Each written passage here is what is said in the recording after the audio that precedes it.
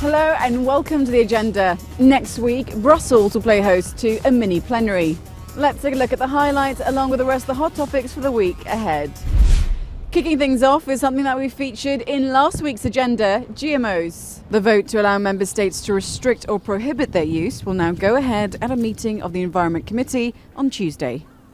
Collecting passenger information became ever more important after 9/11 to thwart global acts of terrorism. But legislation that sought to get a European passenger name record or PNR system up and running was thrown out in April 2013 because it put anybody and everybody under the spotlight.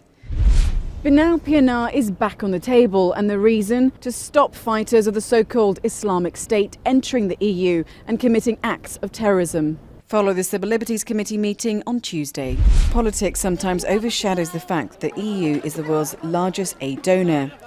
From fighting Ebola in Africa to funding rural development programs in Bhutan and Afghanistan. The EU has projects all over the world and with one purpose: to eradicate poverty. The Development Committee will discuss how to highlight the European Year for Development on Tuesday. The images are etched in everyone's memory. The fall of the Berlin Wall was a peaceful revolution that united East and West. Pieces of the wall have been scattered all over the globe, like this one outside the Parliament.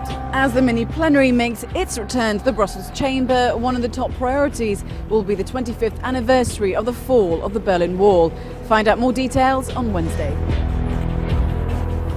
Franklin D. Roosevelt was the first to call for the respect of basic freedoms that then formed the backdrop for the EU's own founding principles. The four freedoms, goods, workers, capital and services, will be debated by MEPs on Wednesday. And that's all we have for this agenda. Take care and enjoy the week.